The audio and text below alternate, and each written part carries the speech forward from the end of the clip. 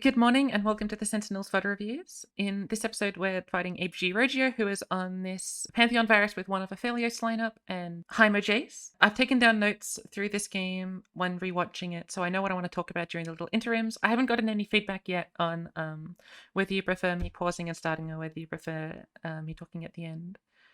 I'd like to give a bit of a forewarning. One of these games I play really, really awfully, and I hope that there's some learnings you can take from it, but I don't know what you could learn from such an absolute inane play. But there are some games that I think are interesting and have some value being watched. I'll just let you guys watch the first little set, and then I'll do the thing where I do and pause and then talk to you guys about all the things that I noticed. Since these games are longer than last games, I'm hoping that it's not too much to like retain, and that when I go through it, you can still remember all the things that you noticed when you went through this game. And watch through it. Like, I'm going to be making a fair few misplays. I think the first two games have like up like 9 or more, 7 or more misplays each. The last one I think is sort of formulaic. I can't kind of really change that much. But yeah, enjoy, and I'll be back soon. Alright, now we're fighting Rogio. Rogio is on a...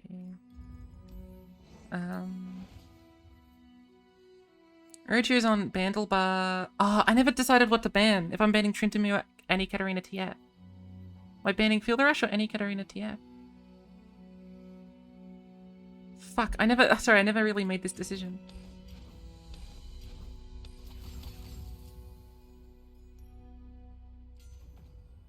Oh. Rogio is this guy. Never mind. Rogio has the person I put as Master Shark. Okay, well then I can just ban Echo, because that's who I'm banning every time. Cool. I never practice against this deck, but I practice a little against Chase Timer, and I won every single time. Now, that may not stay around, but we'll see what happens. But I never practiced against Aphelios Pantheon virus. But if I'm Plunder, I presume I just Sejuani lock him down, and if I,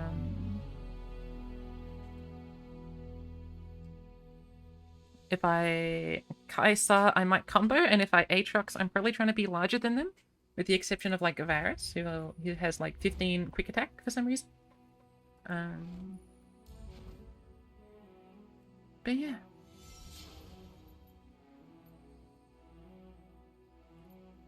It's okay, I think. Oh, I should rename the file that I just took for, Alright, Spidz versus Prodigy. That file has been renamed. I should call that Game 1, Spidz versus Prodigy. Although Game 4 is probably going to be, and Game 2 is probably going to be the Tank Buster game, despite that happening at the very end. Like tomorrow, because he unfortunately got Poison Ivy. I don't know what Rogio is banning. Does Rogio have a problem? No, okay, Rogio's banning Kaisa.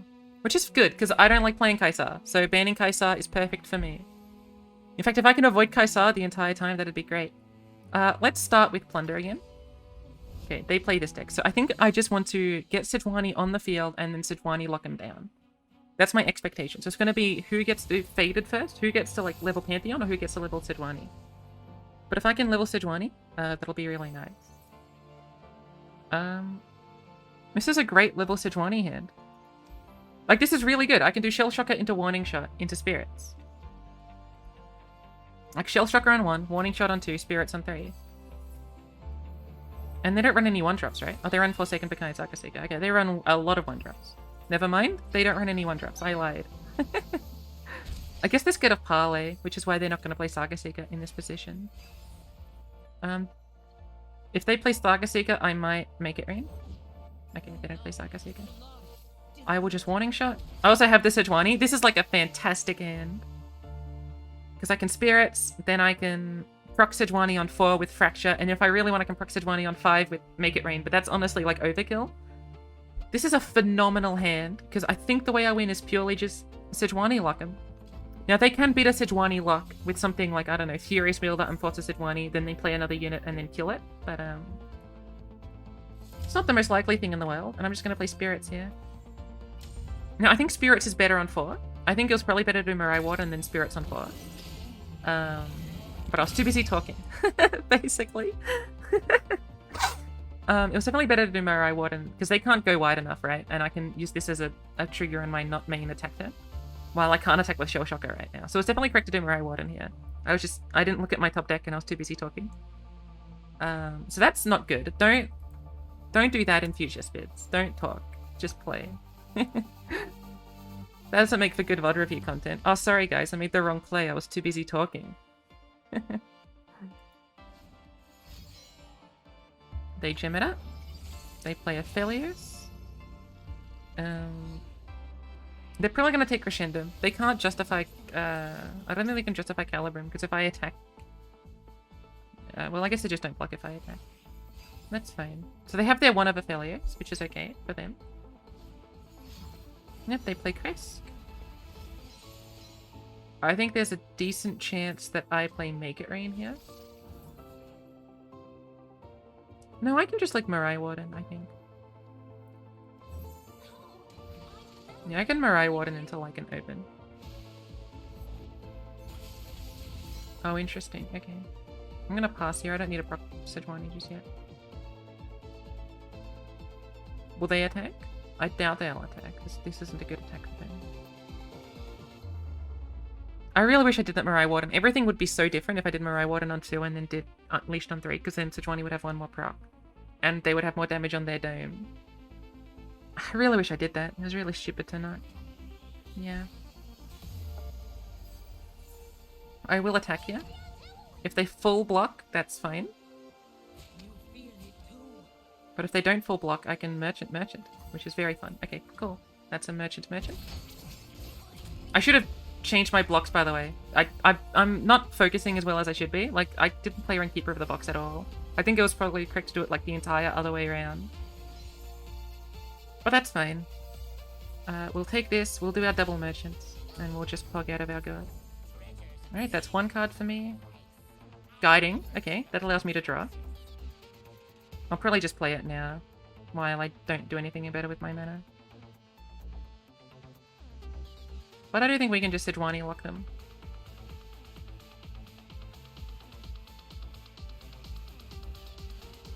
Yep, they gem Lunari Cultist. I could have done like Fracture or something, but I don't think it matters to me. They took Severum, which is interesting. Okay, here's the other thing I took. I stole a Saga Seeker. Interesting. These are probably some of the worst deals. I wish I got the Cultist spells, because they're their strongest cards. So it means they've got less of them. And maybe I could use them. I don't know. I do run one Castaway. I will heal. I'm doing nothing else with my mana. Well, there's my Castaway. But I'm going to pass here. I'm not going to play Saga Seeker just yet. They don't need to know. We'll probably do Sejuani on 7 and challenge Aphelios. Provided they don't take Graviton. They'll probably take Graviton. There's no reason for them not to. I'll play Castaway here.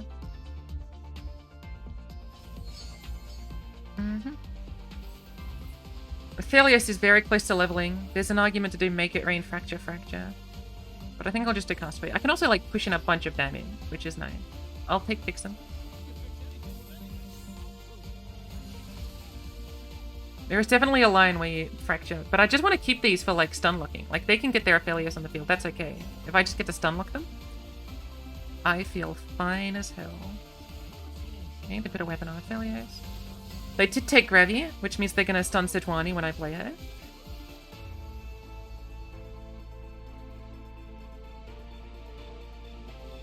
Never mind, they're not going to stun Sejuani. That's very fine by me. If they stun this, I can attack Aphelios. This is really good for me. I can just attack Aphelios next turn. Now they obviously get another Crescendum here. Like they got a lot of value off this Aphelios, but who cares about value? I've got the Sejuani. And I've got 3 ways of freezing their board. So I struggle to care. They can attack for 6. Go right ahead.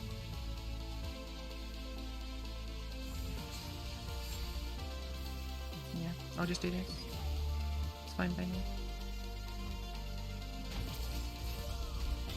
Yeah, we'll freeze you. If they, I don't know, they do like Momentous Furious Builder, we'll just do like a Make It Rain.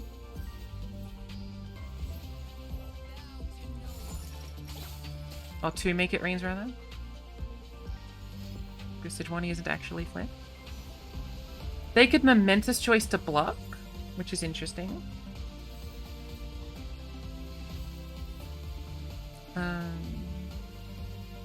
It could be worth doing Fracture just to level up Sejuani. Give her an extra strength. That puts her to 7. That doesn't really matter against Momentous Choice. But what it does mean is if they do Momentous Furious Wielder, I don't have to rely on Make It Rain RNG. Which is nice. Although if they do Momentous Furious Wielder, I'm probably killing the 4-1 anyway. So I think I will just do this.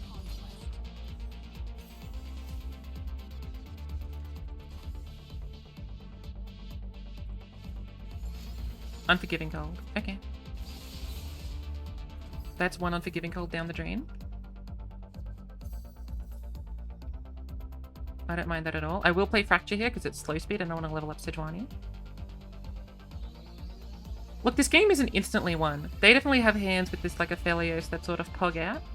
But I should be fine, right? Like I just play Fracture. And I can stunlock their board every turn. Now what's good is that they're attacking them with equipment. They're what is it called? If they force me to Make It Rain before Varus and what's the other guy called? Pantheon. Like that's decent for them. Like if they, I don't know, stun Sejuani, attack me with a bunch with this like buffed up Aphelios. That's a little scary, but again, we can just do Tusk Speaker and start like opening like every single turn, right? And at some point we're gonna draw our Gangplank again.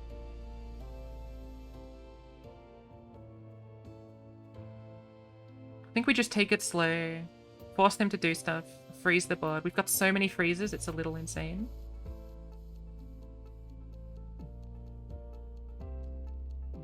Just gonna have to see what they do.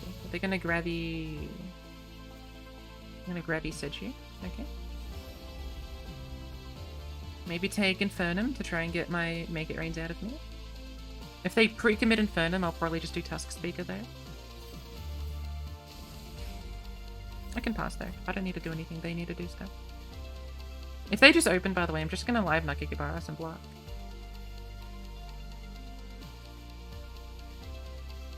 That's fine by me.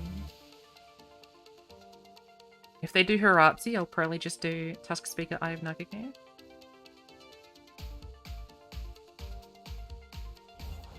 Larry Cultist, that's fine by me. I'll continue passing. They did take Infernum, so they are going to do that thing. Yep, we'll do Tusk Speaker just to freeze Aphelios at slow speed. If they Pantheon, I don't think I can lose Sejuani.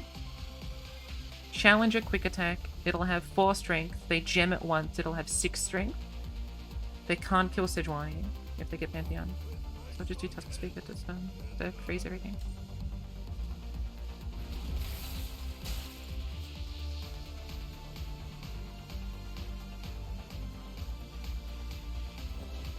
Keeper the box. Okay. I am gonna do Eye of Nagake.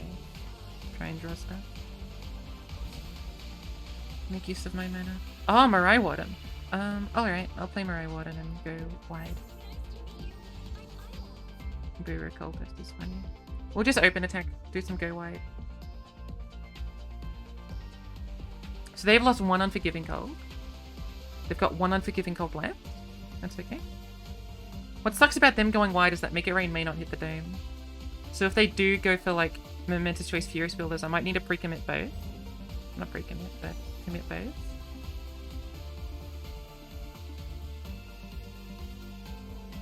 I guess Sejuani's supposed to go first, right? So that she can freeze before everything else hits, like through striking. Okay. Oh, they have Scout. It's kind of funny. Okay. If Sejuani goes first, though, she... Oh, never mind. I got Warning Shot. I am just, like, so rude. If they block with Aphelios, I can just Warning Shot. Oh, I've got a weapon. Okay, I completely forgot that I actually have a weapon equipped. Holy shit, Buru Cultist was insane. I forgot this was equipped with a weapon. Buru Cultist is so abusive. Holy hell. So I can die to Varus plus Furious Wielder. That's something that I can lose the game to. I know, probably if Janspot was playing, he wouldn't attack. He would just wait for Momentous Choice to be in the hand. But I am not Janspot, so I don't play properly. Like, if they've got Varus and then Momentous, like, Furious Wielder, I do lose my Sejuani here.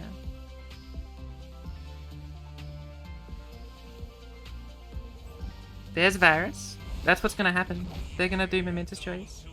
And Furious Wielder. And I'm gonna have known that I shouldn't have let Sejuani flip. Hold on, is this only attacking? Okay, I actually probably shouldn't have attacked with Piltover Castaway. That's what Janspot's gonna make fun of me for. Because he gems. I guess he can do this as well. And then just do Furious Wielder. That's what Janspot's gonna make fun of me for. Losing to Furious Wielder here. For absolutely zero reason. Except incompetence. Because there's no reason to attack if it's not pushing lethal, right? Okay, they took Severin. Do you have the Momentous Choice? Sorry, do you have the Furious Wielder? It was so unnecessary to attack. And this is what I said at the very start of the game. The way I lose this is freezing everything with Sejuani and then losing to a pump spell plus a Furious Wielder, and I just ran into it. They didn't. Fuck, I am so bailed out by them not having it here. I am incredibly bailed out. I feel bad for them. That shouldn't have happened. But okay, that means they don't have Furious Wielder. Because they would do it. Because, like, the only punishment to that is Sejuani. And if I've got Sejuani, then it's either way I've got Sejuani. There's GP. See, if I just waited a turn, did GP, and then actually killed them, that would have been better. Severum. I'm going to be doing Warning Shot or Make It Rain or whatever. Probably just Warning Shot. Just to guarantee it. And now that I've got Gangplank, like, I don't necessarily need Sejuani anymore. You do Severum. I could Make It Rain, but I'd rather, like, see them develop Pantheon or something. Or do, like, you know... Oh, right, they're gonna have Scout. Okay. Sure.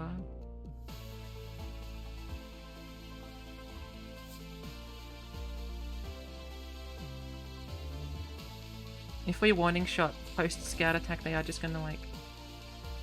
They're gonna Varus, but I don't want to, Like,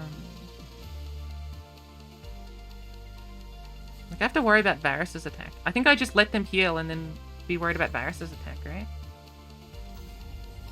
Like, Varus's attack is the scariest one. But this is also 10 damage. The thing is just, like, Varus has got, like, +9. So even if I freeze Varus, Varus will be +9. The Darkened Bow has a max of +10/+10. If I freeze, the Darkened Bow can't get any more, right? I think that's right. I think if I freeze, the Darkened Bow cannot get any more. I've never seen this before. I've never tried this before. But I think I'm right.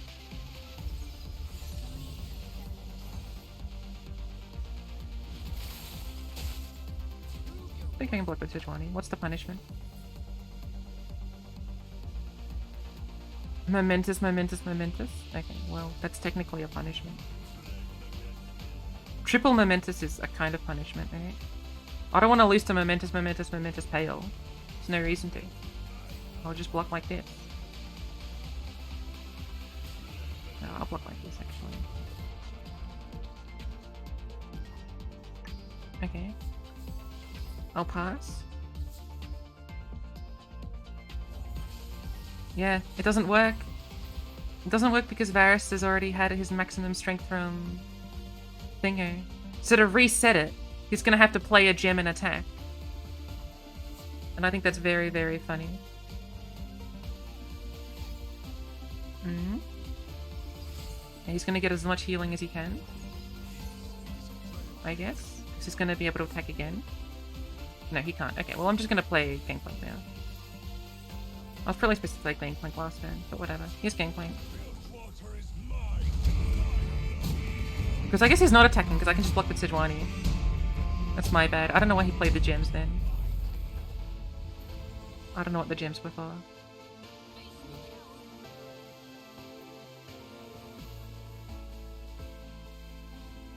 Calibrum. Okay, that's not Furious Wielder. Perfect. It's not Furious Wielder, so Sejuani still clogs up. Okay. If I've got another Unforgiving Cold, I'm not winning this turn. Let's do this.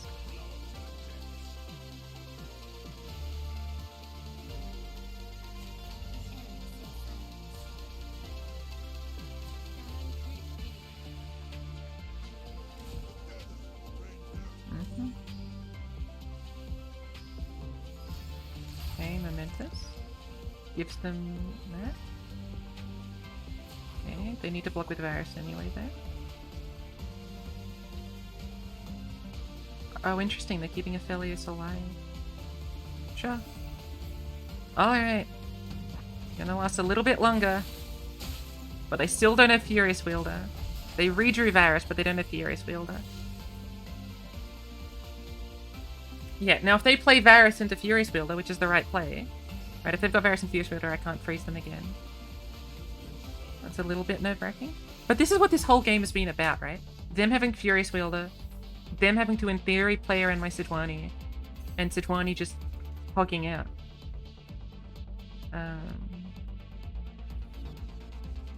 Nothing else has really mattered. There's Varus. They can't afford... Oh, they can afford Furious Wielder. If they got Furious Wielder, they should do it right now. Okay, they still don't have Furious Wielder.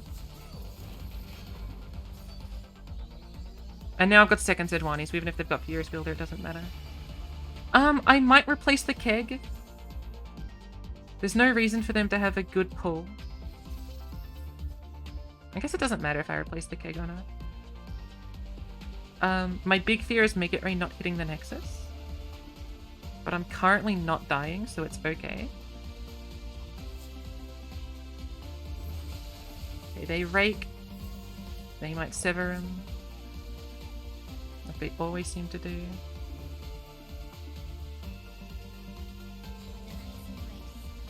Okay, are you gonna kill the keg or are you just gonna attack? Because if you just attack, I'm just gonna block with one of my units that I don't care about. Sure.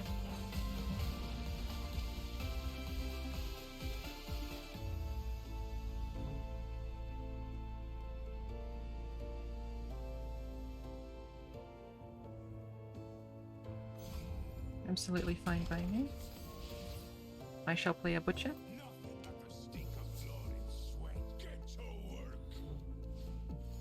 Okay, what's this? Heedless. Okay, so that's second Varus. That steals the weapon, but that's okay. I'm probably playing double Make It Rain just to not lose, right? I'm not losing yet, though. So I don't have to, just yet. Do my double Make It Rain. Okay, now they play Severin. And I think now I'm gonna Make It Rain. Even if they've got Pantheon, that's okay. But I just don't want Make It Rain not to hit one of the, I don't want Make It Rain not to hit one of the units. Yeah. Like, if Make It Rain doesn't hit one of the units, I have to replay Make It Rain. So I'd rather just do the freeze now. Okay. I'm gonna pass because I want the keg.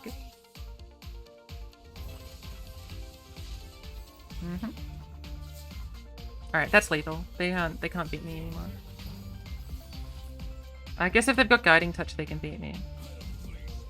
But even still, like, I'm dealing overwhelm damage. They'd have to have something like Furious Wielder, Guiding Touch. They'd have to have double Furious Wielder. And I'd have to miss my Make It Rain. Them not getting Furious Wielder is really unfortunate. You can see that, like, with like 6 or 7 turns in a row, all I said was, do they have Furious Wielder? No. And if they had it that first time, I probably would have lost.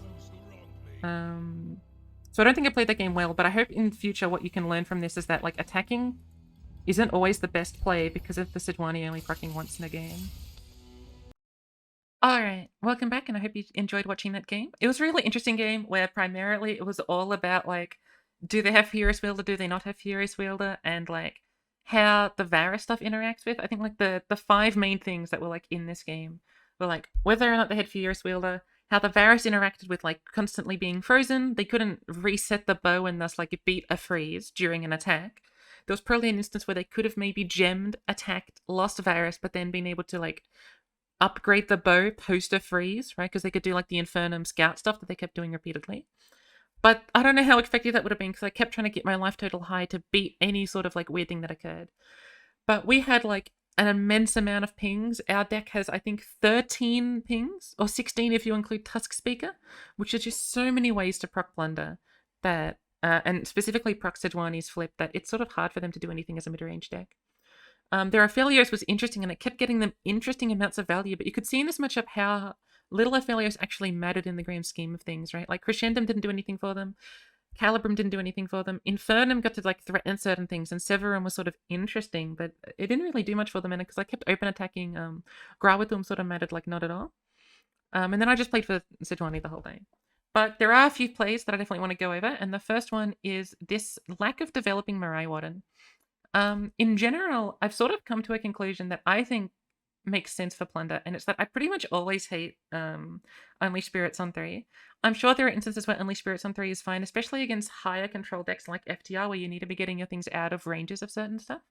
But in any sort of like a mid-range or aggro matchup, I much prefer putting Spirits on 4. It means that you're not forcing yourself into really awkward mana points where you've only got like 2 mana to play around with, or 1 if you haven't got that Shell Shocker. And Mirai Warden here is perfectly fine because they can't develop 2 units in one action, and they can't interact with anything at fast speed without like 4 mana, like attack speed. So if I just did Mirai Warden here, it would have given me an extra proc for Sejuani, which meant I could have kept even more pings for the Sejuani later on, because I'm pretty sure I don't proc Plunder on my next turn, right? I'm pretty sure I don't do that. Yeah, so like, if I had just done the Mirai Warden first, it would have been a lot better for me. And it's something that we've seen the whole game. So watching the whole game, it looks like it doesn't matter. And it didn't matter in this game. Not really. Right? And that's not just like results-based analysis because I won. But even in the sense of like the way this game was played out in this example was so heavily focused on Sejuani. This matchup's probably Sejuani focused a lot. But even more so than normal, just because they didn't have their Furious Wielder, so they really had no way of dealing with Sejuani. There are worlds in which I need to start racing them down because they Furious Wielder my Sejuani, and I need to be doing pressure stuff. And the extra damage I would have applied, had I drawn a Gangplank, that would have also been important, like earlier on. So I wish I had done that Mirai Warden, and I think it doesn't look important, and we've seen the next like 10, 11 rounds. It wasn't important, but it's something to be keeping in the back of my mind. And I do like this general point of doing Unleash Spirits on 4 instead of Unleash Spirits on 3. Especially since I have the attack token on 3. Like, there's definitely no reason to proc it on your own attack token, since you can already proc Plunder on your own attack token because you've got the attack token. The next thing that I commented was that in my commentary, right, I've got some notes whether it's about misplays or commentary or stuff that's arguable. In my commentary, I say for some reason that I needed to redo this attack because it doesn't play around lifesteal. This is mostly because I wasn't thinking. Playing around lifesteal doesn't affect anything here because they're already at low HP. Lifesteal stuff only matters if like overhealing can become an important point, or if they're at low enough HP such that they need to block in awkward ways with lifesteal because they can't block what they want with lifesteal. But when it's at this like middling amount of HP and they're only healing 2, the lifesteal stuff doesn't matter. So my commentary there was a bit unnecessary. The next thing I wanted to talk about was my turn 7 attack token, according to my notes, which we just skipped. Hold on. What was my issue with my turn 7 attack token? Right, this was about pre-committing Fracture. So one of the ways I could have lost this game was if they did something like a Furious Wielder on Lunari Cultist, and they did it in combat, and because the Make It Rains wouldn't hit Lunari Cultist or the Nexus, I would lose my stuff. I think it's an arguable decision whether it's a safer line to do Fracture or not. I prefer not doing Fracture only because it allows it to proc Sejuani on other turns, and that sort of like Furious Wielder double Momentous Choice line was probably going to kill me anyway. It could have been Furious Wielder Momentous Choice Pale Cascade, and that wouldn't have lost to double Make It Rain. But it's also kind of hard for them to justify a play like that, only because if I've got Warning Shot in hand, Warning Shot plus a ping will just like absolutely ruin that sort of play. And I think it's hard for them to justify going all in. Simultaneously, they could also realize that they need to kill Sejuani at some point, and it's better to do it now than later because I'm always going to have these resources in hand. But it's interesting. I think Fracture was better not to play, but there is definitely a world where there are some justifications for doing Fracture to ping this off or force them to do their like, what's it called? Furious Wielder plus Momentous Choice and Pale Cascade sort of thing. But I think not playing Fracture is fine. The next thing I wanted to mention was on my turn 9 attack. All of this is pretty fine. They're developing stuff. I'm freezing their board. I do get this thing, which I think is interesting. And I mention around here that I shouldn't have attacked. Like in the commentary, I say that I shouldn't have attacked. I think this is wrong. I don't think I can win when they're at full HP with just Gangplank and Sejuani pogging off. So I think that I do need to justify attacking through at some point, removing their blockers especially so that my units can get in. My thinking was that I didn't want to die to the Furious Wielder up, and as I said, this game is all about that Furious Wielder that they don't end up having. And so, like, maybe I shouldn't have attacked. When I say I shouldn't have attacked with this is wrong because I'm always proccing freeze. I don't know why. My commentary is very bad within the game there. I think this attack is fine as much as my commentary seemed to disagree with it. I need to be pushing damage through at some point, and I need to be getting rid of all of these resources and all of these resources on the field in hand before anything occurs. It does put me into momentous choice and Furious Wielder range. You could argue something weird like try and top deck another Sejuani before you do this sort of thing to protect yourself from Furious Wielders. But I think I also need to be applying pressure at some point, and I can't justify just keep passing over and over again. To the same extent as you might be able to in other matchups where you don't have as much to worry about with stuff like your Abort and Sejuani. The next thing I wanted to talk about was the next time they attacked with the Felios. Yeah, this block here. Because I freeze the board and then I decide what to block with. Can I get to a better part? I don't know if I can get to a better part. With this control scheme. Actually, maybe they don't attack yet, right? Yeah, this is what it was. I decided to block with the 3-3.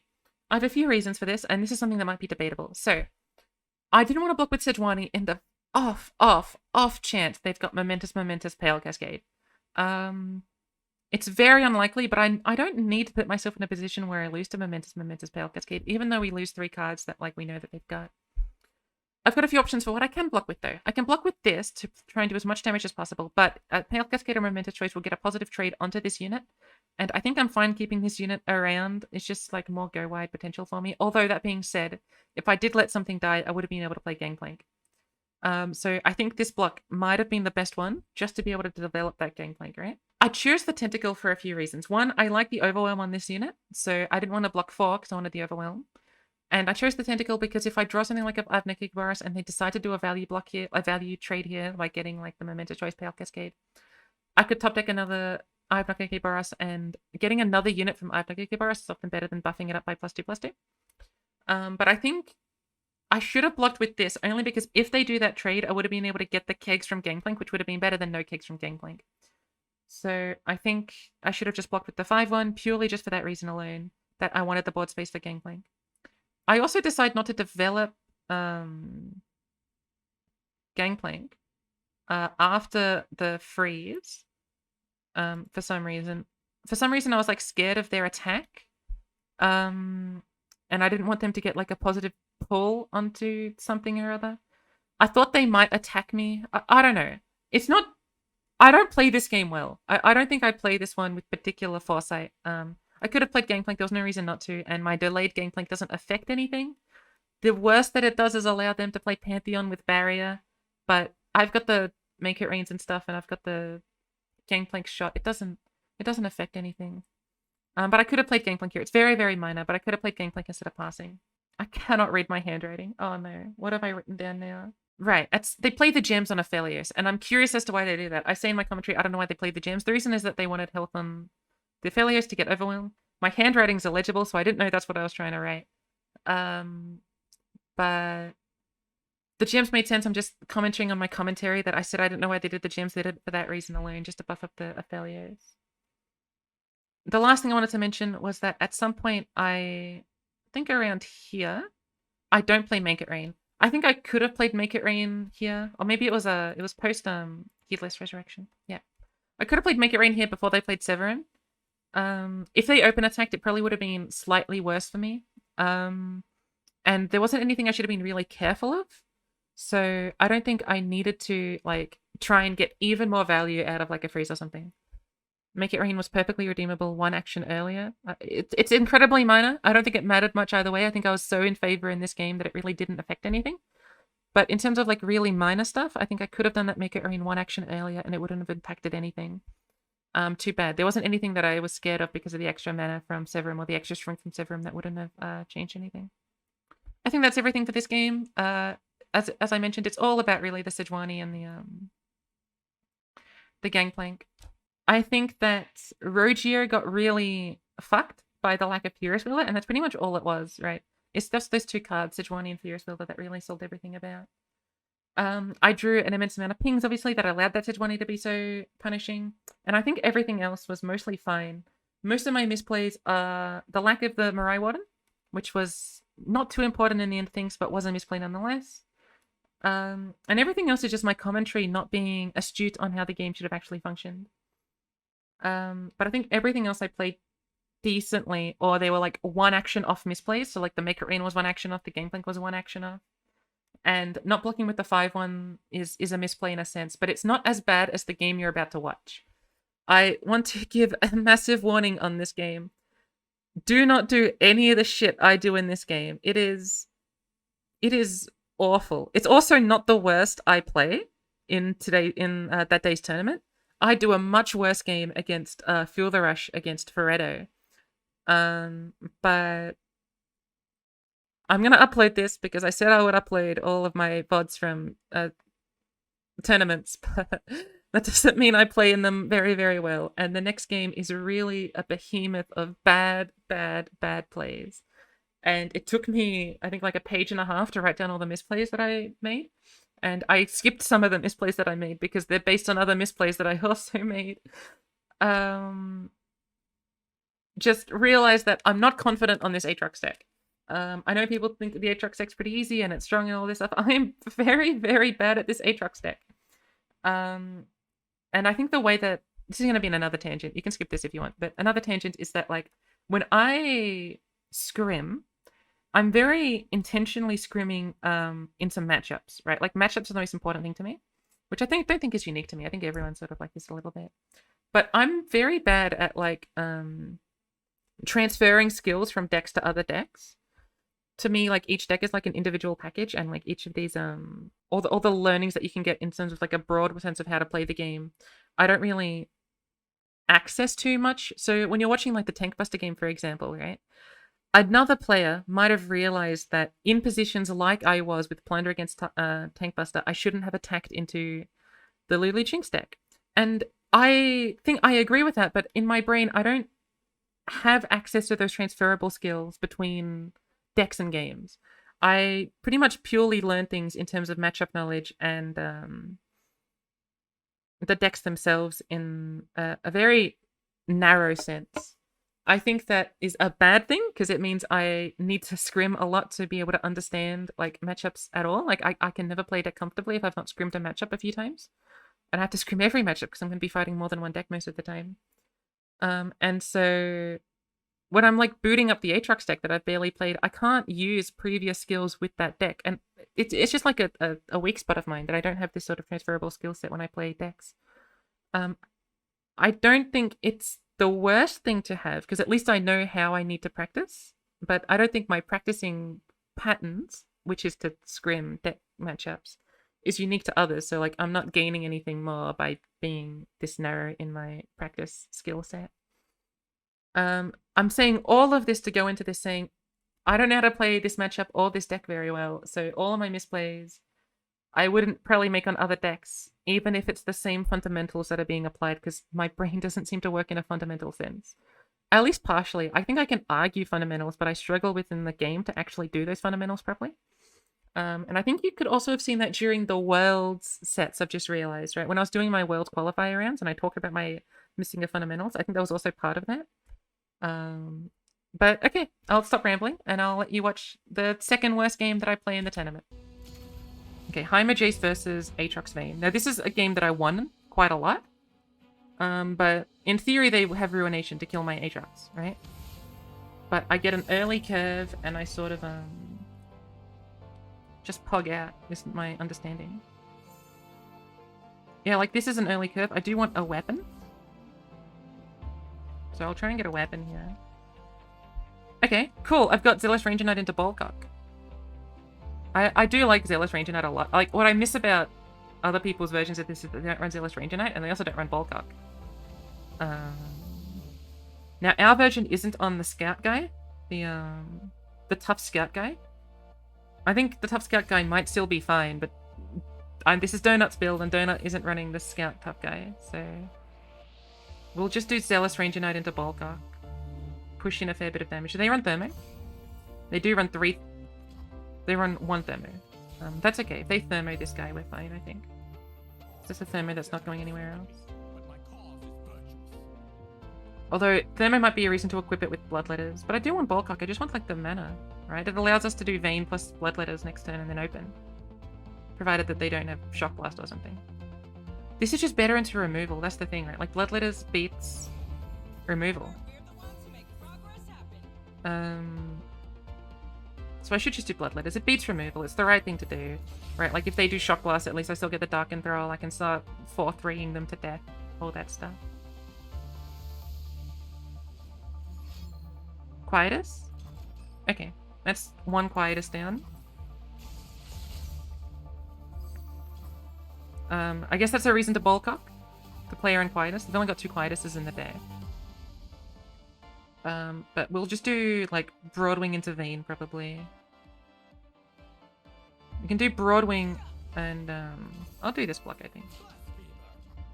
Put it into Vile Feast range, but... yeah, okay. That's fine. I think it's fine. I don't know. It was probably a misplay. I think we can do Broadwing into the weapon.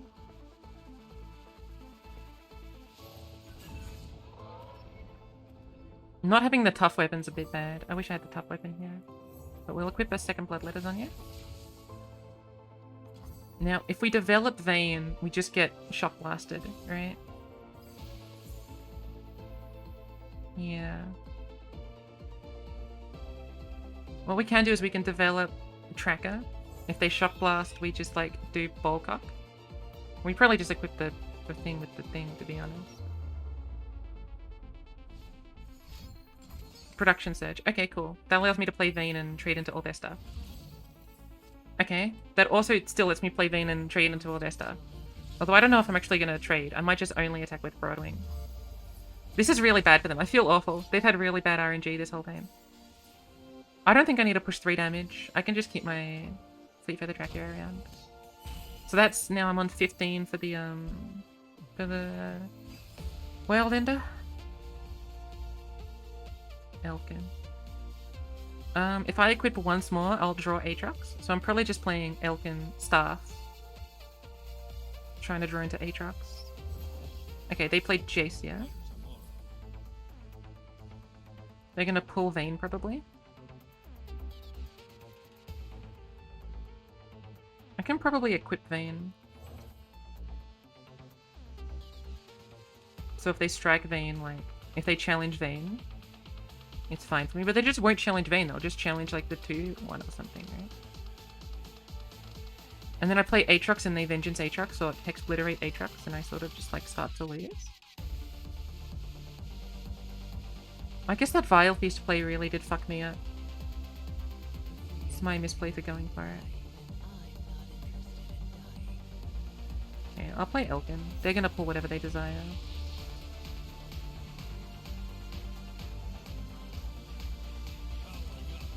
It's probably Vayne, right? Yeah.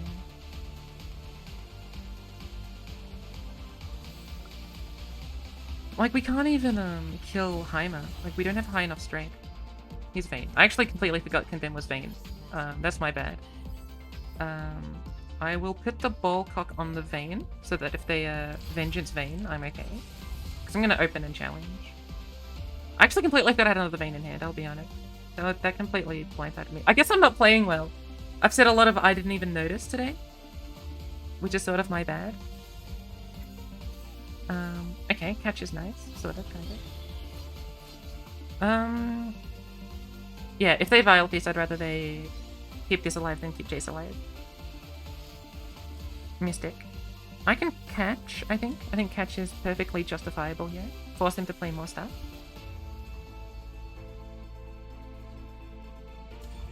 Cool.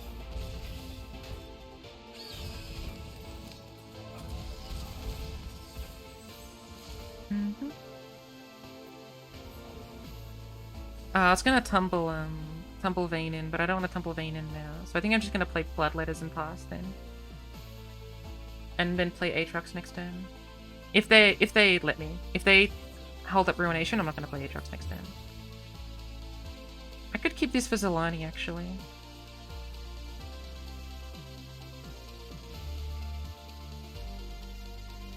I think I'll pass. I might actually pass and just like Zolani next turn if they pass. If they open pass? No, if they open pass, I'm passing back, right? Or if they open pass, I'm probably equipping Bloodletters onto Dark Control. Okay, Handler.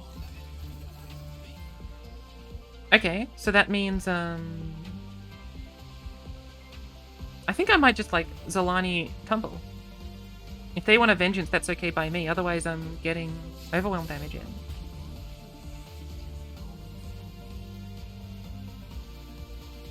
Right? And that way, like, Kick Splitterator doesn't work, they have to Vengeance.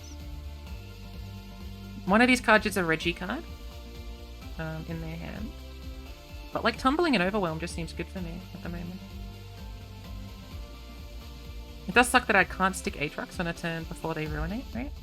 But I don't really need Aatrox just yet. I can play Aatrox later after they've played some more removal. And what's good about this is it's got Last Breath, right? Oh, they're going to Iterative. Interesting. Okay. I think I still will do this. Just so I can generate another Tumble in the end. They can block plus Vial. They can block plus Mystic. How many of these have they played?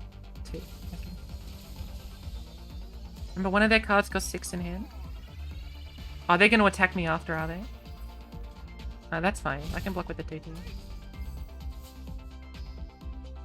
I guess I didn't need to attack there because I should have been able to threaten blocking. But I can just, like, attack with Zolani, like, next turn and feel fine. Put them to, like, really low HP and then they're starting to die to, like, impact and stuff. I could even play Bulk Up. But we'll do this. Block it. We'll open with Zolani.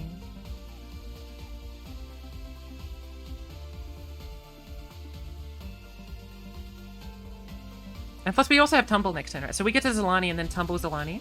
And they're forced to Vengeance it. I think Zolani was a really good play. I'm really happy I played Zolani here. And I'm really glad I've played for this Bloodletter stuff this whole game. Yeah, well, there's another Aatrox, which is nice. Why didn't I open? I actually forgot I had the attack token. I could have opened, but I didn't. That's my bad. I don't know why I didn't open there. That's very stupid of me. Okay, put them down to 3. Because if they pass, I've got to pass back. I don't know. I honestly don't know why I didn't open there.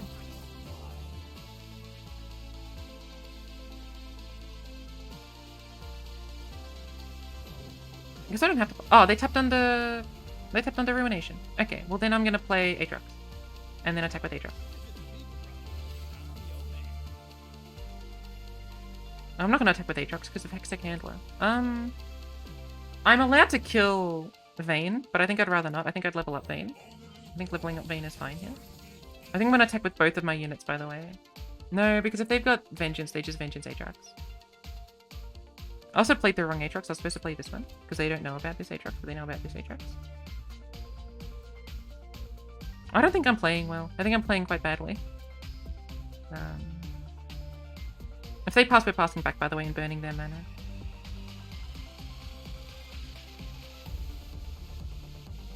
We could even do Ballcock next turn if they tap under Ruination again. 2 of these cards are expensive, by the way, in their hand, right? Because they haven't played anything since their last Pharaohs. So two of their cards are 6 or more mana. Which could be Vengeance, it could be Hex Split, it could be a Ruinate, it could be anything, right? Poggers Day.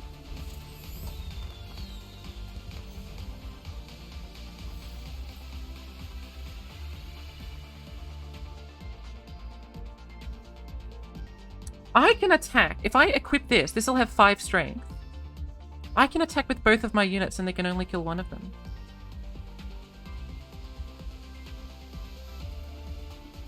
Alternatively, I could just equip Aatrox and strike and then flip my Vayne. If I equip this with Bloodletters and attack with both, they only one of these dies. Is that worth it, or do I want Tumble?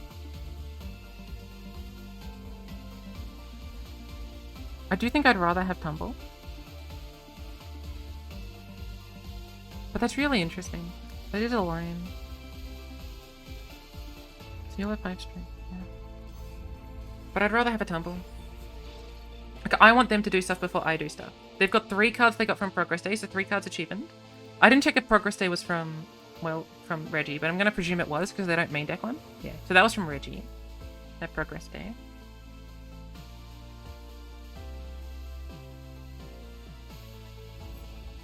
Another Pharaohs? Okay, so they can't have Ruination. No, if they drew Ruination, they can have Ruination. I'm going to equip this with Bloodletters, by the way, because I do want a Bolcock. I think Bolcock is definitely within the cards for me. If they drew Ruination from Thingo, that sucks. Otherwise, I could actually do, like, Kind-Hearted Recruit, or, I'm probably just going to do Fleet Feather Tracker Bolcock. And then open. And what's good about that is that then I can tumble for 3 mana and Bolcock will have 4 impact, and that'll be lethal. Or they have to worry about Aatrox.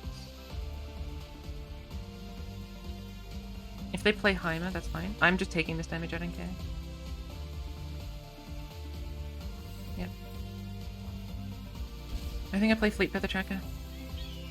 Which means I should have played it before I played Vayne, because I would just like block that with Fleet Feather.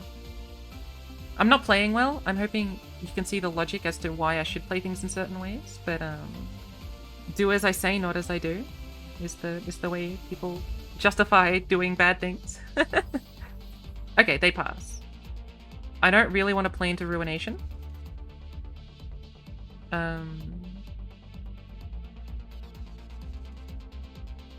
Yeah. So I think I will pass back. The only question is what to do now. Am I opening? I'm probably playing World Ender, right? Yeah, because if they ruin that, then I can put the weapon on the guy.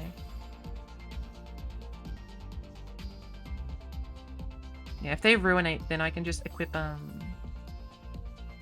the Dark Enthrall with something. I think this is fine.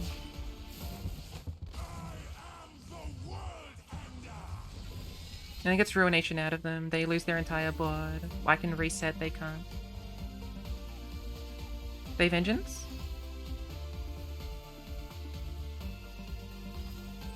That's also fine, I think. Because I can replay Aatrox, right? This is a really bad World Ender. It wasn't playing around Vengeance at all. I'm not thinking straight. That was a really shit World Ender, wasn't it, Spidz? That was really bad. Yeah, that was stupid. I genuinely just wasn't playing around Vengeance. I'm not gonna enjoy uploading this because that's a misplay. That's a really bad misplay as well. Shock Blast?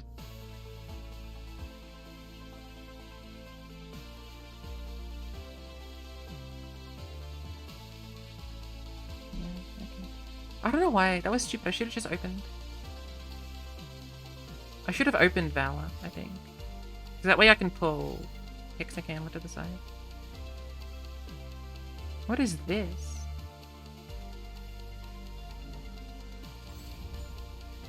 Ah, they're gonna hit the Nexus with it. Okay. That's from Progress Day? Alright, okay, that's how they can afford it as well.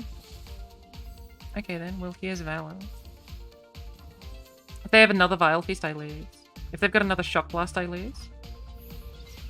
Well, they don't, because I get to play Aatrox and heal. If they've got Thermo, I lose. That was such a shit World Ender. I don't deserve to win this. That was a really shitty World Ender. I'm losing now, just because I played World Ender for no good reason.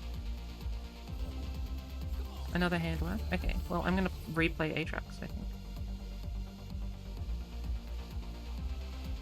If they Vengeance, that's okay, because I will just play, like, Broadwing or something.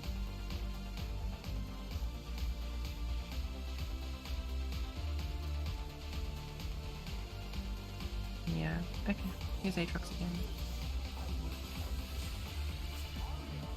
They Vengeance, I presume.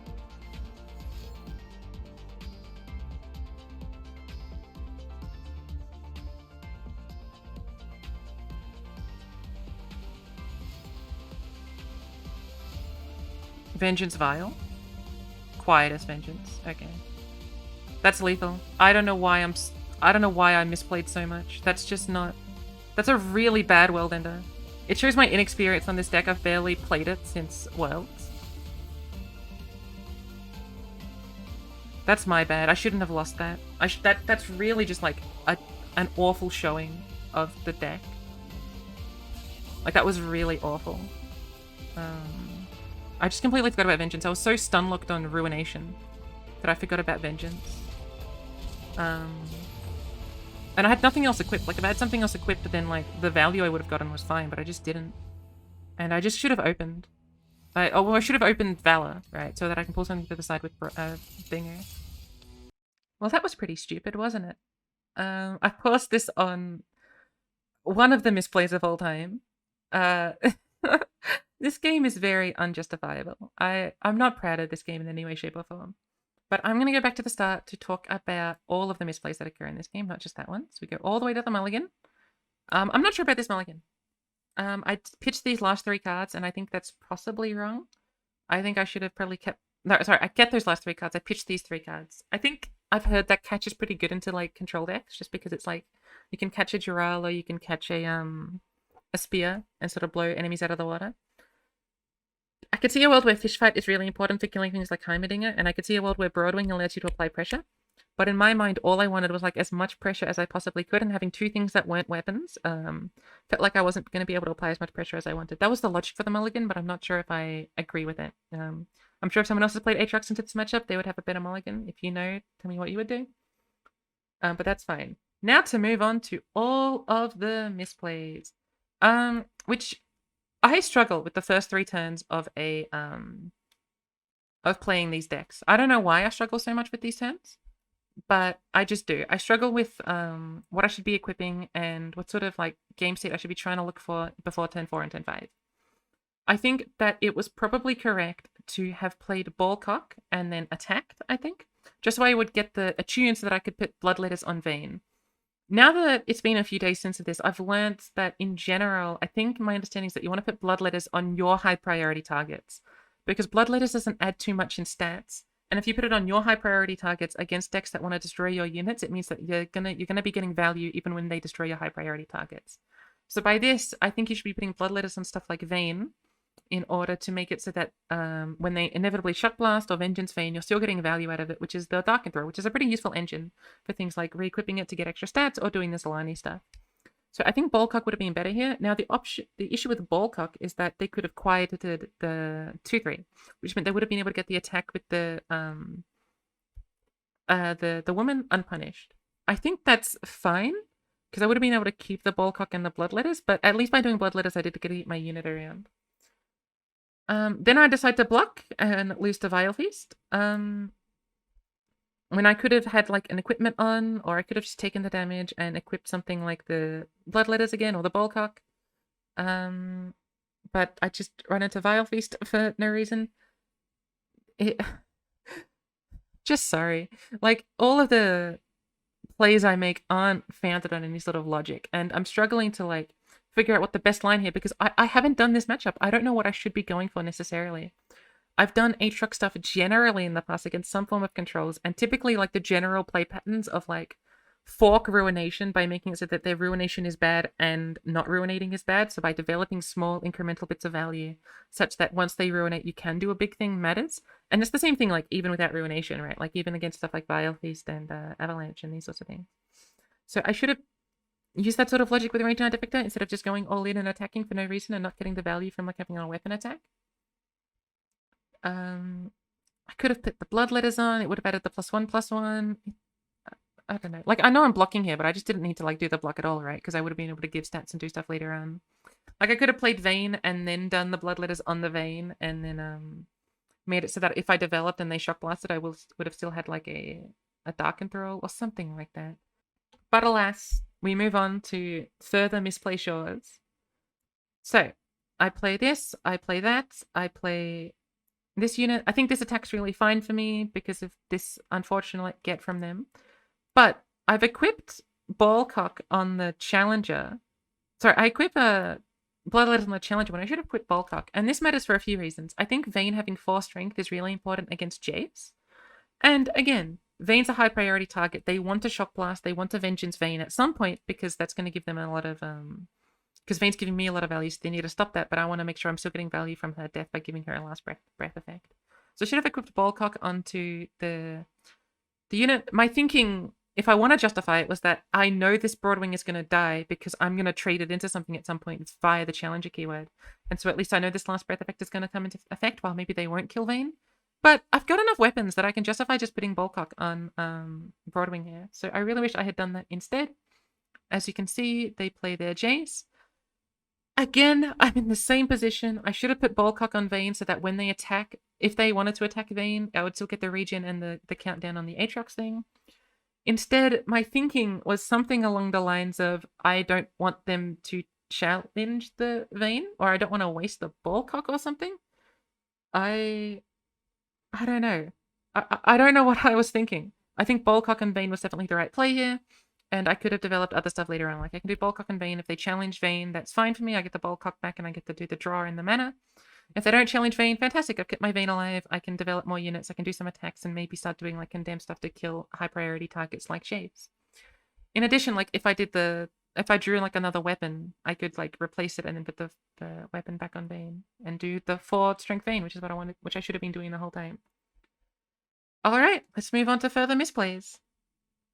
I'm probably skipping over some, but that's so bad. That's fine. Yeah, so I think like I don't even think I needed to equip Bullcock on Vayne here. I could have equipped Bullcock on Broadwing and done like the weapon on Vayne if I really wanted, but sure. I want to do Bullcock on Vayne that allows me to open attack. But this catch is oh, I did put the Bullcock on Vayne. Right. I don't know why I didn't do it before then. Maybe I just wanted to keep the Bullcock around to make this attack better and deal as much damage as possible, which is fine. This catch, I think Jansport didn't like because it means I can't develop Aatrox. And when you're thinking about again later on, right, I want to be forking Ruination. So having a turn where I can put down Aatrox that can't be Vengeanced or Hexobliterated is really, really important to me. So I could have just played Aatrox, right? Playing Aatrox was perfectly fine here. And catch is still like a really important card for dealing with sort of like number-based removal. So I think I should have just played Aatrox here and not played catch. I think I agree with Jansport in that sense. I wanted to kill Jace, but I don't know how important killing Jace matters, especially since even if he flips next turn, he's not doubling anything next turn, and so I can open attack and do stuff with him on the turn after, right? I should have just played Aatrox here. That's another misplay. I could have developed Aatrox. This Aatrox doesn't come down for like 2 more turns. And I could have just developed the Aatrox and had a much better time. So catch here was wrong. And then we've got more stuff where like I could have tumbled the 2/2 just to like count down stuff more, set up more Dark Enthralls if I really want, because if they want to kill the 2/2. I could have finally equipped a Vayne again and put the Bullcock on something like the 1/1. I think all of those are better than what I do, which I think is just pass so I can do Zalani. Now to me, Zalani made some sense because I could tumble Zalani and do overwhelm damage, but I think I should have been thinking about developing this board more as it was and not necessarily going for Zalani stuff. Bullcock is still on Vayne, which I don't think is where Bullcock should be. I'm not happy about this game. I do think that doing the commentary post video makes it a lot harder to feel invested in the misplays. So I might not do it for the next video, but I'm not sure. Alright, then I just forgot I had an attack token. Right, like I could have attacked and instead I do a tumble. I don't know why. There wasn't a reason why. I simply forgot I had an attack token. So I apologize for that one as well. This is really what I mean when I say this wasn't like a well done game, like at all. And then I think there's a pass back that I decide to take. Right, there's this moment. This moment is interesting to me. So they do the Poggers Day, and then I think there's a choice to attack or not. With how badly I was playing, I probably should have just attacked and like saved something. This Bullcock is still in the Vayne, by the way, when it really should have been a Bloodletter. I think there's interesting attacks you can do here. You can even equip Aatrox with the Bloodletter and like get the weapon back from Aatrox to do other stuff. And because we got second Aatrox, like that's not awful. But I think you can do Bloodletter on Vayne, do the full attack. They can only trade with one thing. I could be leveling up Vayne here, which would be really nice because they can only trade with one thing. And if they kill Vayne, at least I'm getting the Dark Enthrall back. So I think attacking with both would have made sense had I equipped Vayne with the Dark Enthrall. I think that would have been a good play, and I didn't go for it. But I wish I did. I could have just also only attacked with Vayne if I really wanted, and I would have gotten the Dark Enthrall anyway and kept Aatrox on the field. Right, so like just equipping this, forcing them to block with this quick attack unit, I think may have been the best lane. Just do this as a trade and then see what they do next turn. Then we get to this turn where I think I decide to end round. Yeah. I think this end round doesn't make much sense. So hand reading is, again, not one of my skill sets. I'm not particularly good at hand reading. When I was rewatching this with Janspot, he mentioned a lot how I kept thinking about Ruination, and they kept threatening Ruination. And he just says I shouldn't be respecting an 8-mana Ruination drawn from the Poggers Day, especially since I already played one of their cards from Poggers Day, right? I could have done something like develop the Ballcock equipment, or develop like a tumble or something, like tumble the vein like I was talking about earlier. And I think that would have been better. I should have developed something just to make it so that my open attack is better. Like if I develop Ballcock, then I could open attack, right? Or if I developed the 5/5, that might have also been better. But I decide not to. I don't know if I should be respecting Ruination here. I think most people would say no, especially since they were threatening 9-mana Ruination earlier. But anyway, there's another misplay. Then I do the thing. And I don't know why I do the thing. So I got super stun locked on this idea of Ruination. In fact, this entire game, I think I say Ruination's name like 20 times, but I say Vengeance's name like 3 times.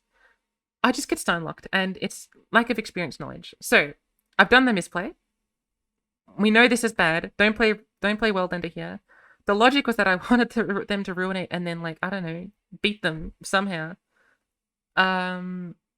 Like, that's why I did this. This was to try and beat Ruination. I wanted them to Ruinate. For some reason, I forgot they had 4 mana, because 4 mana was irrelevant, and then I would have done something like a Valor or a Bloodletter.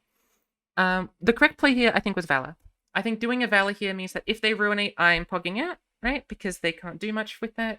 And, like, they Ruinate, then I can develop stuff. It's perfectly fine, like a Zilani, and I probably beat anything they do, so I can just play that and then pull stuff to the side, do an open attack, or see what they're going to develop. And then, like, if I just repeatedly attack them, they're going to have to either Vengeance my Aatrox or play Ruination at some point, right? Like, I've got the more value on the field. They need to keep doing stuff to deal with our value, and once they put just too much mana into it, then I can redevelop Aatrox or redevelop Worldender. But I decide to Worldend, and then at this point, I don't think there's very much I can do, right? Like, obviously this Worldender is bad, and then I don't think it really matters what happens after this, because they sort of, like, outvalue me immensely, because they've got all the stuff they need. No, well, it doesn't matter. Look, none of this other stuff mattered. I don't think there was anything I could have done better at this point. It's unfortunate. I deserve to have lost there. I really just made a bunch of stupid decisions, starting early on with my lack of equipment, the guys properly, playing into Vile Feast. My early turns with the cheap equipments weren't particularly well thought out. Going into the later turns where I don't develop the Aatrox early, which means I develop Aatrox later on, which means I'm not applying as much pressure as I'd like to. And then ending that with, like, doing a monkey brain Worldender that doesn't make any sense. What can you learn from this? Dunno. I'm sure everyone that was watching would have played that better than I would have. What can I learn from this is probably just be better at the Aatrox stuff. Like, what I learned from this is basically be more cognizant of Vengeance in Heimer Jace, but that's not, like, a massive learning that I can, like, spread forth onto everyone else. So, it's just one of the games of all time. I hope it didn't lose too much time of your day. I hope you at least found it funny. There's an even funnier video tomorrow. I hope at least you can laugh at my misfortune. And if you can do that, that's fine by me. I hope you guys enjoyed the final game against Rogio, where he really deserved to win. But just based on that game, like, he deserved to win all 3 and somehow 3-0 me, just based on how I played that game. But anyway, enjoy the next round. It's really unfortunate because that's supposed to be a good matchup for me. I know they've got Ruination, but, like, I've won that matchup every single time in scrims. And I guess just, like, the heat and my bad plays and the pressure cost that for me. It's really unfortunate. I'm super upset by that. Because that sort of stuff shouldn't be... It's just not right to have, like, that sort of bad play. It's not something I should be doing. If they don't pick a weapon or a thing, I get to do tracker into Darkened Spear. If they don't pick a weapon or a thing. That's fine. Okay. I'm so sad that if I lose this set, it's because I just played World Ender for no good reason. Yeah, so I'm gonna do Spear, and then we're probably gonna do something like Assault Harp. They can't beat Assault Harp. Their deck doesn't run stuff that beats Assault Harp. They can, I don't know, Furious Wielder. That's the best thing they can do against that sort of play. So, Blinding Assault, Darken Harp, ping off 2 of their things every turn. I guess that's just what we're doing. I'm so upset at myself. That's such a bad play. How much mana? I've got 7 mana over the next few turns. Okay, I can afford to use the tracker. I could have cooked this with the Bloodletters and done some stuff. Use Valor. We'll start with the Darken Harp and see what they do. They could Furious Wielder to kill Valor here. Like when I put the Darken Harp on, they can Furious Wielder. But I think I'm okay with that. Because it gets Furious Wielder out of them, which is really good for me. Okay, they probably have what? They could Unforgiving Cold. So I think I will challenge this first, because if they Unforgiving Cold... should I just challenge this first?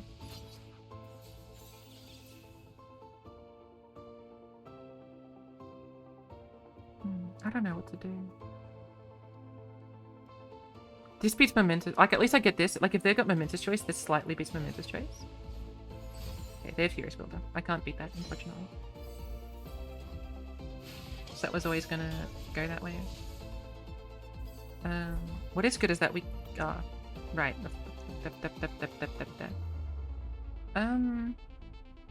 We can play Broadwing and attack with the Broadwing. Force them to have Momentous Choice again.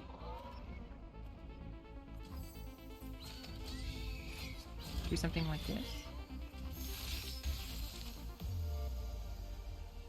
They have Broadwing? They have Momentous Choice? Look, I don't know what I'm doing with Aatrox. Right, like if they do this block and Momentous Choice, what am I doing afterwards? It's not that good for me. I'm really lucky they didn't have that, but that clearly means they've got Momentous Choice. I just don't know what I'm doing with this deck. Which is really unfortunate, because it would be nice to know what I'm doing with the deck. What we can do is we can do Bloodletters on this, make this have 6 strength. And then Fish Fight, which is interesting. I think I'd rather Fish Fight on something else, but I think I will do Bloodletters on this, and then just like block with it. Right, like when they attack, I can just block with the guy. Okay, now they have to have Momentous Choice. Or else this guy dies. So I might Fish Fight to try and threaten that guy. Is it worth trying to threaten that guy? Like, is this part of my game plan? Well, actually, they can't attack because I just block with this guy now. Okay. I will do this. If you Momentous, I will kill your Saga Seeker with Fish Fight. That's fine by me. Okay, they don't have Momentous Choice. Oh, they didn't play Momentous Choice. I don't know if they have it or not. Do we need to Aatrox? Could we just do Valor Harp again? I think we could just do Valor Harp again. I don't mind doing Valor Harp again. That's fine by me. I don't need to play Aatrox. They play Pantheon. I think we'll just pull Pantheon with the Broadwing. But I think we can start with the Valor Harp. They've only got 3 mana, so they can only play Hush, Pale, Momentous Guiding. Cool. Do this. We'll pull the this guy. Make them play Momentous or something. We can actually beat Momentous if we just like fully open. Pantheon Shield Vault? This has got to be Pantheon Shield Vault, right? Yeah, okay. So we can actually kill Pantheon with Fish Fight, provided that they don't have Momentous Choice, which they didn't have last second. So we can Fish Fight to pop Spell Shield and then, sorry, pop Barrier and then like attack and do that. So I think I might do this. Force them to have the momentous, which they didn't have last turn. I don't know if they would have done it last turn. They might not have.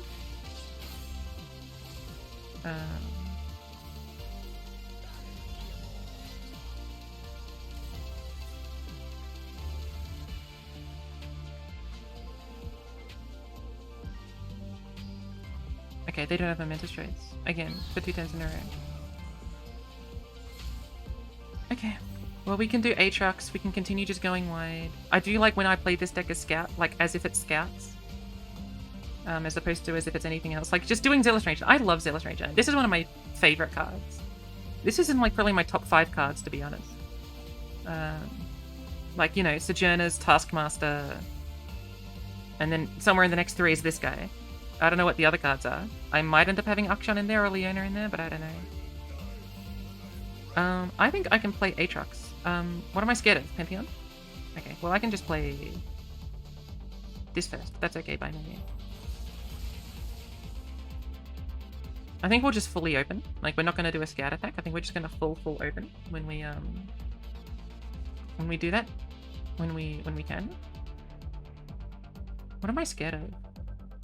Like, it's just second Pantheon. That's the only thing that's, like, remotely scary. Okay, they don't have second Pantheon. They're trying to draw cards because their hand is break. Sure, perfect. Fine by me. Here's Aatrox. I'll open... This is threatening lethal unless they've got Harsh Winds. And if they Harsh Winds, we can like, catch a Steratu or something. To, like, kill one of their units.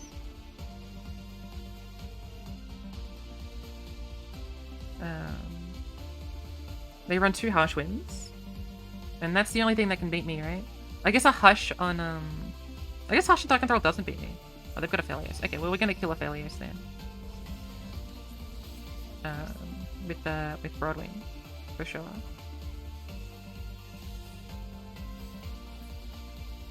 Do we just develop Giral? Nah, if they've got the stun, I'd rather just attack them. Developing could be better, but I do like just like attacking them. I think it's better for me.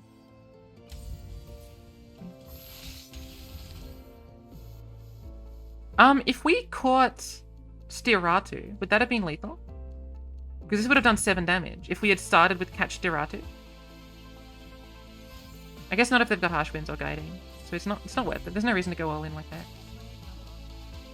Like, if we can just do this, this is also fine. Then we can play, like, Wildender if we really want.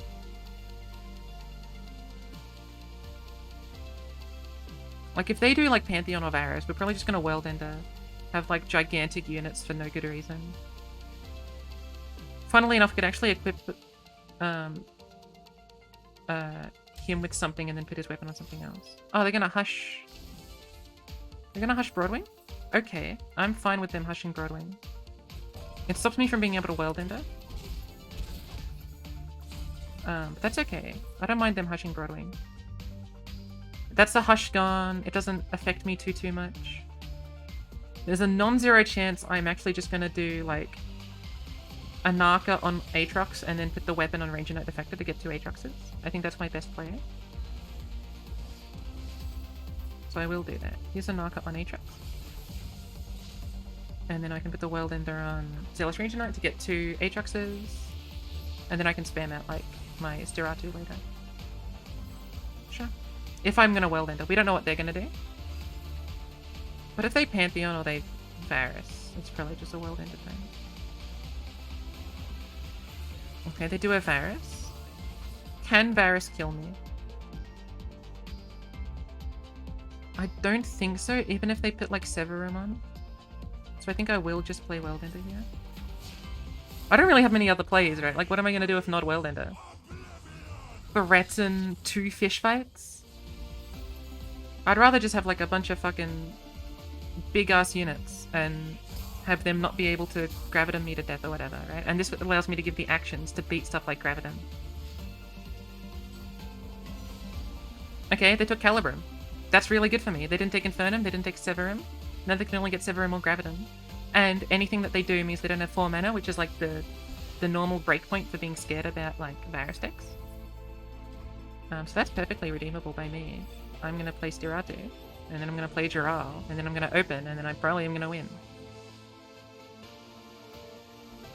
We're probably blocking Varus. I might block Varus with Giral. I mean, what is their last card? If the most buff they can get out of a card is Momentous. No, the most buff they can get out of a card is Pale plus Momentous. So this would go to 6. Then Pale Momentous would be another 6 plus another... Okay, well then I can't block with the Aatrox. So it's fine. Unless I can, maybe I could like equip Giral or whatever, but it's not, it doesn't matter.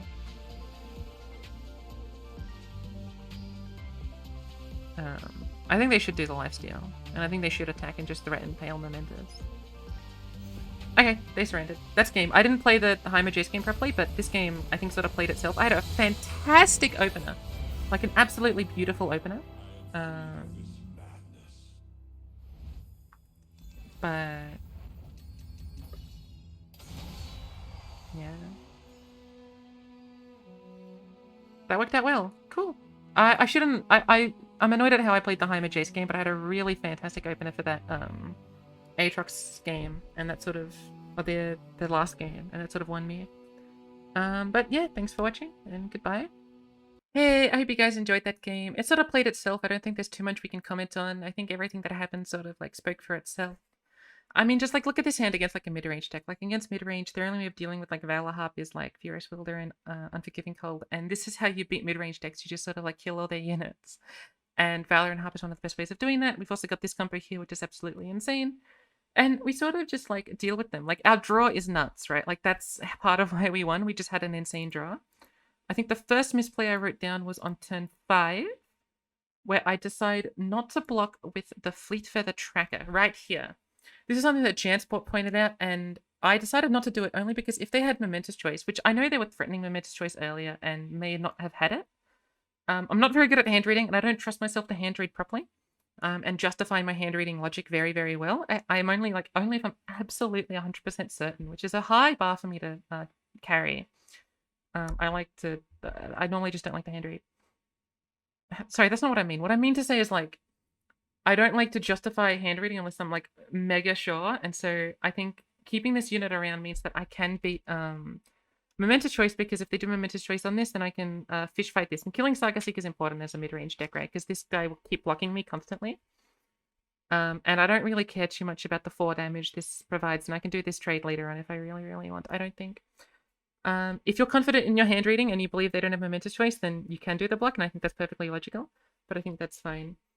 The only other mention that Jansport had when we were watching this was about the Pantheon.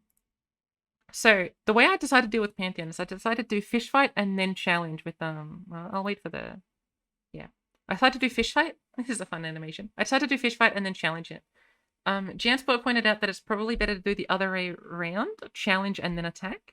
Lose your useless Broadwing that no one cares about, right? Pull this here. Make this pull here. Attack for 4 guaranteed. Get this killed off the field finally, and then do this. And that way you keep both of these units around. I kind of like keeping the Broadwing, because I think that having things to pull to the side, especially against a Pantheon or Varus deck that are all in on singular units, is really, really valuable. So I like keeping the Broadwing, but if you're not a fan of keeping Broadwing, there's an argument where you're supposed to pull first so that you're losing the Broadwing instead of losing this, and you're getting this as a positive trade. Because what I've done is I've kept these 2 units around and lost these 2 units, but an alternative lane would to make all 4 of these linked units go away, right? That's one way you can frame it in your mind. I think I like keeping my unit and letting them keep this, but Jansport was saying maybe it's better to lose all 4 units. I think that's up to your choice. I like keeping the unit. You can see because that's what I did, but it's your choice, whichever way you want to shape it. The other thing, obviously, is that if I attack with this, I do get the Anarka buff, which is, like, not irrelevant, right? Like, that is something to be thinking about, and I get the Anarka back in hand, right? So I can put it on something like the 4-5. But that's everything. I mean, like, the game sort of plays itself, right? We do all of this, we trade in. I don't think any of the other stuff's really too concerning. I could have done the catch thing with the Darken Harp. But as I say, it loses to too much stuff. It's not necessary. I could have caught here as well. I don't think that's too necessary. Just because, like, once the trade goes in, I'm in such a favorable position, I can sort of just, like, close out the game. And that's that. I hope you enjoyed. I hope the awful plays don't put you off me as a human being. And tomorrow will be even funnier because I think I do somewhere between 15 to 20 misplays in one of those games. I haven't counted them yet, but you'll see. That's it. Thanks for watching, and have a wonderful day.